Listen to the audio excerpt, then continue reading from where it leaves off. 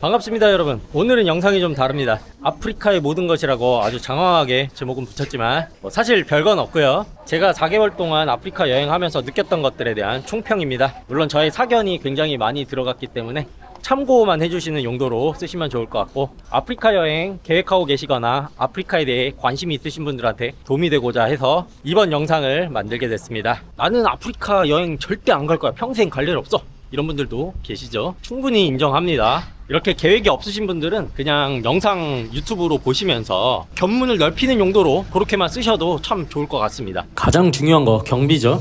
아프리카 안에서도 어느 국가를 가냐, 어떤 스타일로 여행을 하냐에 따라 경비 차이가 크게 납니다. 그래서 가장 보편적인 관광지 물가 기준으로 저예산과 중간 예산으로 대략적인 계산을 해봤습니다. 숙소는 호스텔 하루 평균 2만원, 호텔 깔끔하고 괜찮은데 7, 8만원 정도 우리가 생각하는 상식선에서 해결되고요. 식비는 저렴하게 하루 1, 2만원에서 괜찮은 레스토랑 다녀도 3, 4만원 정도 들어갑니다. 술값은 별도고요. 교통비가 생각보다 많이 들어요. 아프리카가 대중교통 이용하기가 상당히 껄끄럽습니다. 굉장히 느리고 내 목적지로 가는 노선 찾는 거 상당히 어렵습니다. 정말 불편합니다.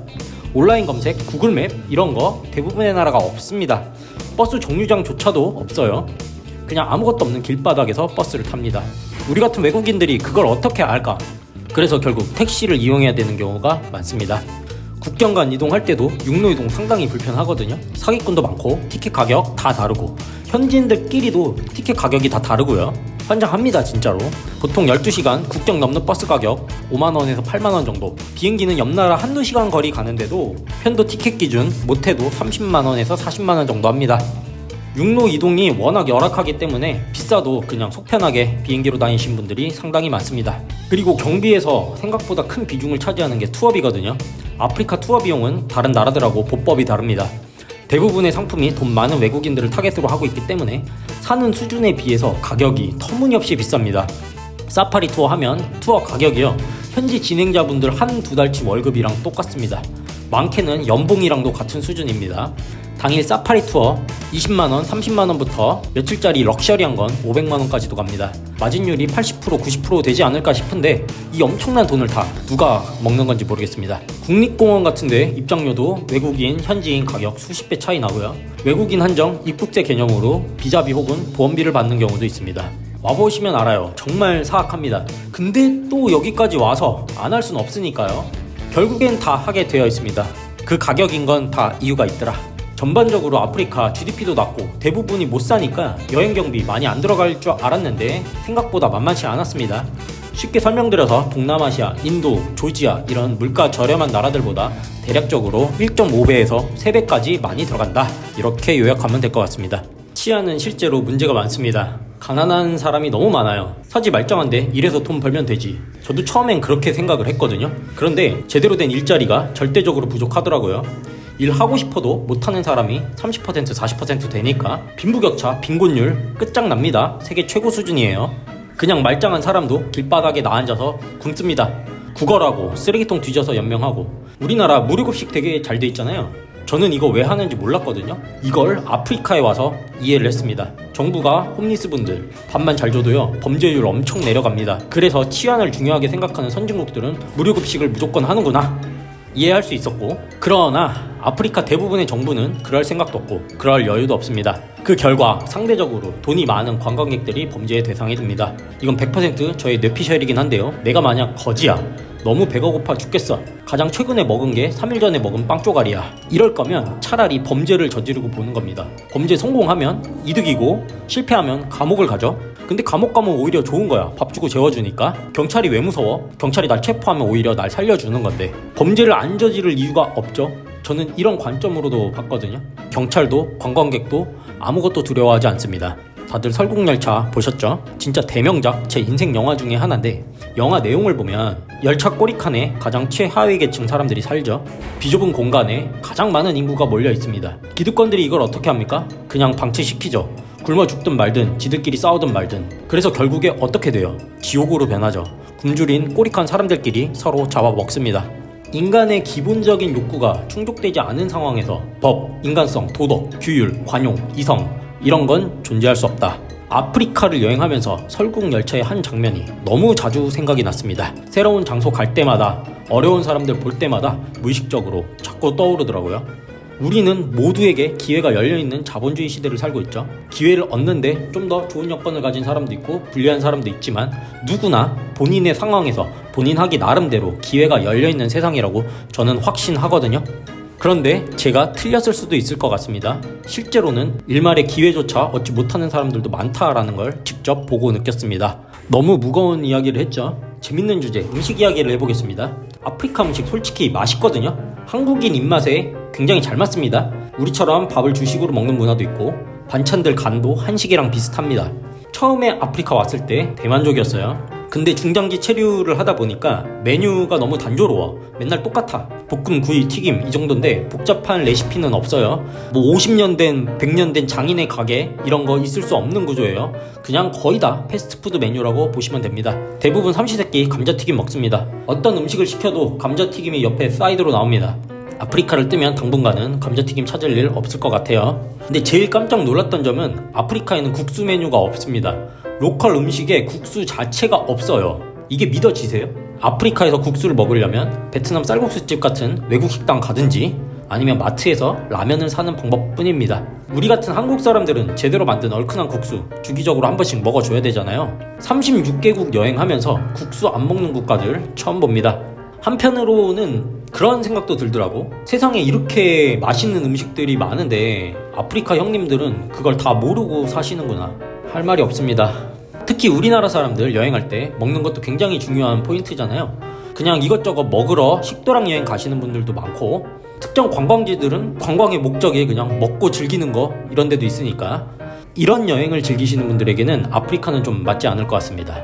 그래도 가장 좋았던 점은 내륙국가 제외하고 바다가 있는 나라들 해산물이 굉장히 싱싱하고 저렴합니다. 시푸드에 대한 경험만큼은 정말 최고였다. 이렇게 정리하면 될 것 같아요. 위생 질병 얘기를 해보겠습니다. 저는 인도 여행할 때 더러운 건 정말 다 경험했다 라고 생각했거든요. 예, 제가 틀렸습니다.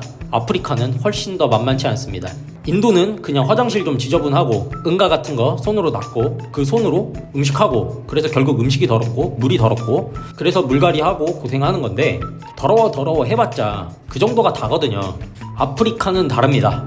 여긴 온갖 전염병들 다 가지고 있어요. 그 요인이 너무 복합적이고 서로 안 좋은 방향으로 시너지를 냅니다. 우선 아프리카 여행할 때 무조건 황열병 주사 맞아야 되고요. 입국할 때 공항에서 옐로카드 무조건 보여줘야 됩니다. 옐로카드 없으시면 바로 추방당합니다. 잠비아 같은 국가들 입국할 때 콜레라 유행한다고 경고 붙어 있습니다. 저는 콜레라가 덜 익은 돼지고기 먹으면 걸리는 옛날에 있던 병인 줄 알았는데 그게 아니더라고요. 잠비아에서 콜레라의 감염 경로는 모든 음식입니다. 깨끗한 프랜차이즈 식당 가도 콜레라 위험에서 벗어나지 못합니다. 그 일대에서 쓰는 모든 물이 오염됐기 때문에. 탄자니아? 호텔에서 그냥 붉은색 물이 나오고요. 현지인들은 그거 직접 그냥 마시고 그걸로 음식해서 팝니다. 저는 참고로 인도 2달 여행하면서도 물갈이 안 했거든요. 탄자니아에서 36개국 여행 인생 중 가장 심한 물갈이 경험했습니다. 며칠 동안 호텔에서 끙끙 앓아 누웠습니다. 아프리카는 애초에 기후 자체도 전염병이 창궐하기 좋은데 위생까지도 좋지 않습니다. 물이 부족하거나 오염된 지역이 많고 당연히 신체를 깨끗하게 관리하기 어렵겠죠. 물이 좋지 않은 동네에 사시는 분들, 열악한 환경에 사시는 분들 잘 안 씻습니다. 거기다가 국가 경제도 안 좋으니까 의료 시스템 열악하고 거의 없는 수준, 교육 수준도 엄청나게 후집니다. 성교육 같은 게 제대로 되지 않으니까 겉으로 드러나 있는 에이즈 감염자가 국가별로 적게는 10%에서 많게는 20% 후반까지 통계치로 나오죠. 이건 공식 통계치입니다. 실제로는 훨씬 더 높을 게 자명하고요. 보츠와나에서 왜 국민 5명 중에 1명이 에이즈 감염자인지 보여드렸죠. 보츠와나보다 더 심한 국가가 근처에만 2개나 더 있습니다. 결론적으로 아프리카는 열악한 위생과 질병 때문에 평균 수명까지 깎여 나갑니다. 그것도 아주 많이요. 인도는 밥입니다. 인도형은 나가 있으세요. 앞에서 이야기했던 모든 단점들은 다 상쇄시킬 만한 게 있습니다. 바로 아프리카만이 가지고 있는 여행지로서의 매력입니다. 아프리카는 문명이 발전하지 못한 만큼, 경제가 성장하지 못한 만큼 자연이 잘 보존되어 있습니다. 야생에서 보기 힘든 동물들 아무데나 다 있습니다. 세계 몇 군데에서만 서식한다는 동물들 다 아프리카에 있습니다. 평생 동물원에서밖에 보지 못했던 동물들 여기는 개떼로 있습니다. 문화유산, 유럽이나 아시아 국가들 문화유산 해봤자 무슨 건물, 무슨 동네, 무슨 유적지, 대부분 이런 인위적인 것들이잖아요.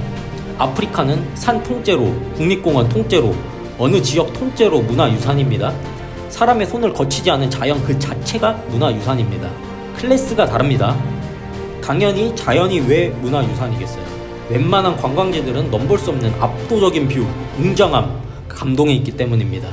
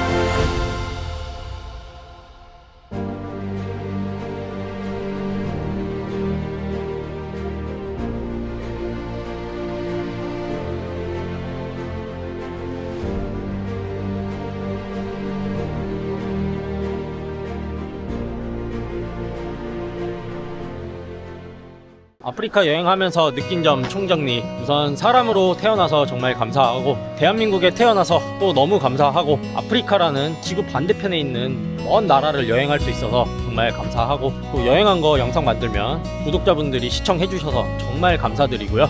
이런 좋은 시대에 태어나서 정말 감사합니다. 아프리카에 와서 삶에 대한 감사함을 다시 한 번 더 느끼고 갑니다.